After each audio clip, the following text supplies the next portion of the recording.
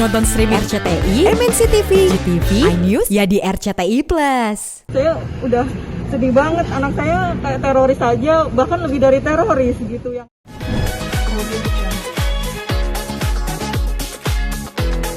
Dan tadi proses selama sidang tadi seperti apa? Ya, sebenarnya ya kalau kita ngikuti aturan benar ya, sebenarnya nggak ada ibaratnya yang saksi ditanya nggak mau jawab, nggak ada. Nah, cuma mungkin ya mau nggak mau ini kan karena saksi ini pejabat negara, ya ada dampaknya juga, ada efeknya juga. Ada beberapa pertanyaan yang nggak mau jawab gitu kan. Tapi sebenarnya nggak jadi masalah sih. Walaupun tadi ada beberapa pertanyaan saya juga yang tidak mau dijawab terkait dengan LHKPN gitu kan. Karena sebenarnya kalau kita mau buka-bukaan, sebenarnya saksi itu Silakan Bu, silakan. Sini Bu. Sini Bu. Munduran yuk. Lanjut Bang. Ya. Jadi sebenarnya saya berharapnya tadi sebenarnya saksi itu dengan istilahnya itu gentleman lah, jawab aja kalau memang ada keterlibatan apa, bagaimana perannya, bagaimana. Tapi ternyata juga majelis hakim juga mendukung bahwa itu tidak boleh juga dibuka. Ya, saya mau ngomong apa kan? Sebenarnya tadi saya sudah bilang, Adam Deni ini kan didakwa karena mentransmisikan tentang dokumen. Akhirnya saya bertanya tadi dokumennya. Bahkan tadi berakhir dari pertanyaan saya perluas ke pertanyaan saya. Apakah ada dokumen terkait harta milik, pertanyaan saya, apakah ada dokumen terkait harta milik penyelenggara negara itu yang bersifat rahasia? Kan bahasa saya udah simpel, udah enak, udah luas banget. Dijawab dengan saksi, tidak ada. Artinya tidak ada harta, dokumen terkait dengan harta pemilik penyelenggara itu bersifat rahasia, nggak ada. Karena apa? Bisa diupload dia oleh seluruh rakyat Republik Indonesia ini. Nah, tadi juga sempat saya juga dipotong kan oleh penuntut umum, keberatan dia bilang. Akhirnya saya mengotot bahwa ini ada loh dalam unsurnya bersifat rahasia. Nah, saya mau menegaskan bahwa benar nggak sih ada dokumen terkait dengan harta penyelenggara negara itu yang bersifat rahasia? Ternyata dijawab tidak ada. Artinya unsur itu tidak bisa dibantahkan tuh. Nah, kemudian tadi dengan melawan hak, menurut penuntut umum kan Adam Deni melawan hak, menurut kami dia punya hak. Nah, saya tanya lagi tadi sama saudara saksi, apakah Adam Deni para terdakwa ini mempunyai hak untuk melaporkan? Dia bilang seluruh rakyat Indonesia punya hak. Ya berarti selesai, nggak ada masalah. Nah, kalau mereka menganggap ini tidak punya hak, ternyata Adam Deni dengan Nimade punya hak juga untuk melaporkan, untuk mengupload. Oh, tadi dia bilang iya punya hak melaporkan, tapi caranya bagaimana? Saya tanya lagi tadi, apakah saudara saksi pernah juga mengupload, mengetek juga lembaga penegak hukum? Pernah juga. Ya, dia sama.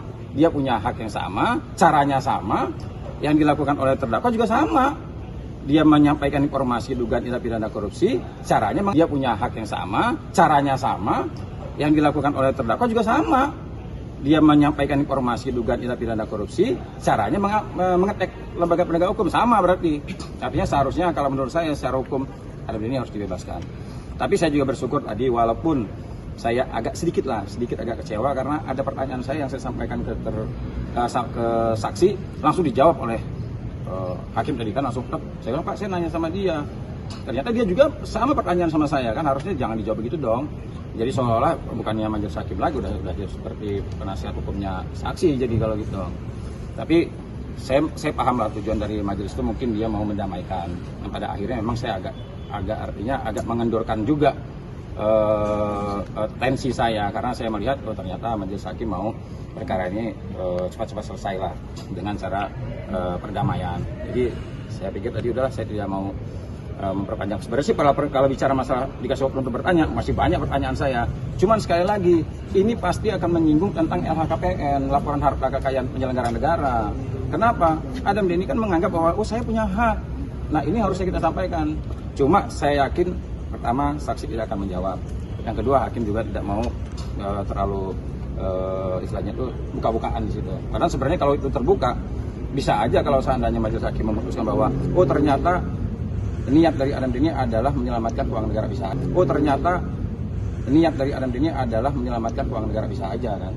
Cuma ternyata saya melihat dari hakim sepertinya udahlah mau ini selesai damai-damai aja. Enggak ada, makanya tadi saya tepuk tangan aja. Bang, tapi kan alasannya tadi kan karena sepeda ini yang dimaksud dalam persidangan ini kan belum terdaftar dalam LHKPN, makanya itu kan masih bersifat Nah, rahasia. makanya kan tadi saya tanya, sepeda itu datangnya tahun berapa? Yang diupload Adam Denny kan tahun 2022, tanggal 27 Januari, 26. Dia di upload kan tanggal 27 Januari. Artinya kan sudah masuk dong. Harusnya sudah masuk. Sudah masuk dong, karena kan dia 2021, 2020. Nah, pembelian itu kan 2020. Tapi Bang tadi di garis bawain kalau mekanisme pelaporan itu kan sepedanya ketika sudah diterima baru bisa dilaporkan. Sementara tadi di garis bawain sama Ahmad Saroni belum diterima. Barang belum diterima. Ya, sekarang kalau menurut saya nih ya, itu saya tadi sebenarnya agak kecewa kalau seandainya hakim ngomong begitu. Tapi yang jadi permasalahan begini loh. Di unsurnya itu kan cuman bahasanya begini. Harta milik penyelenggara negara yang bersifat rahasia. Sekarang kalau seandainya walaupun datang atau belum datang, pertanyaannya cuma simpel.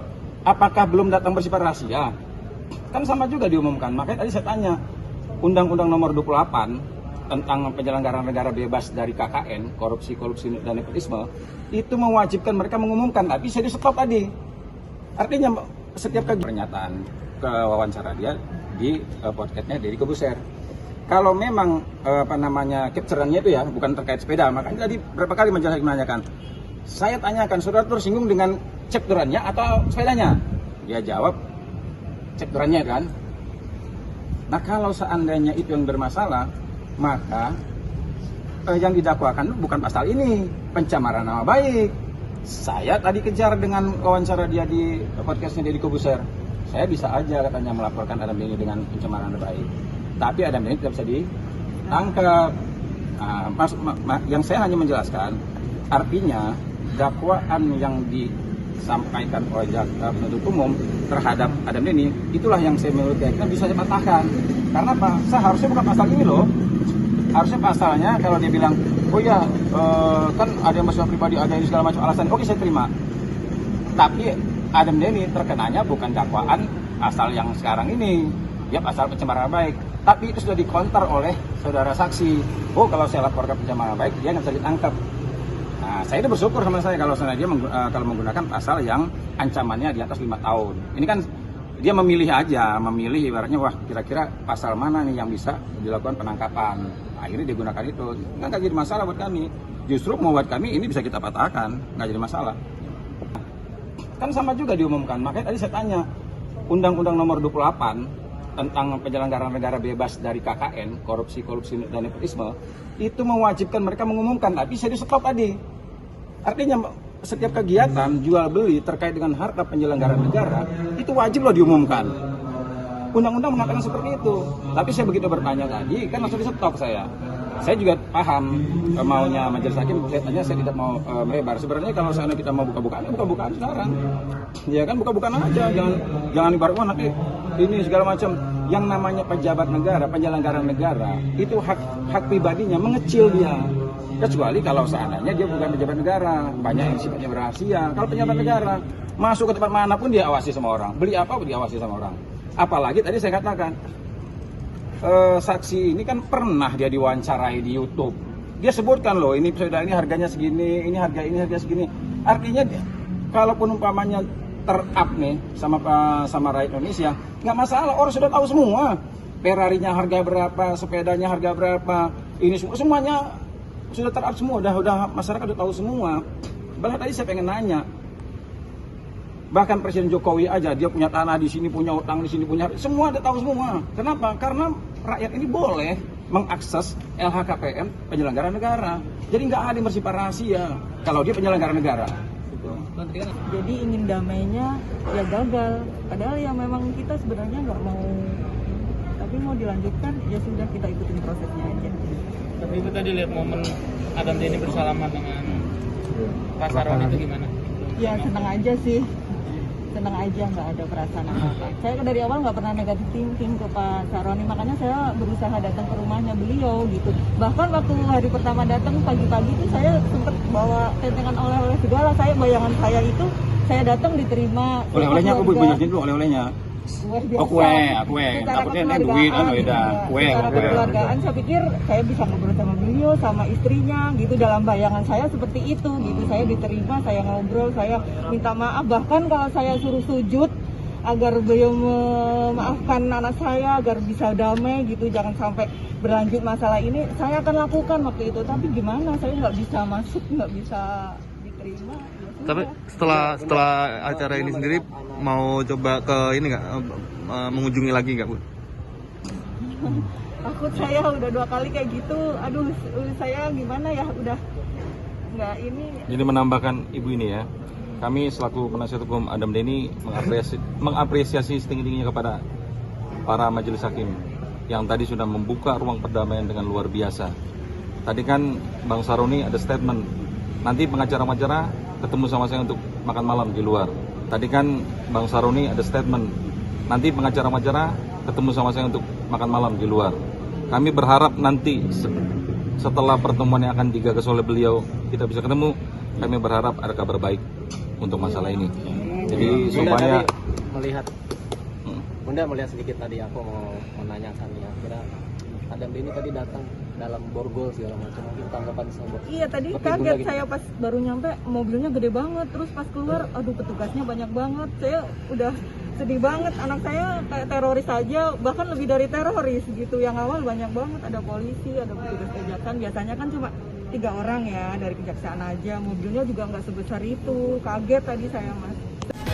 Kemudian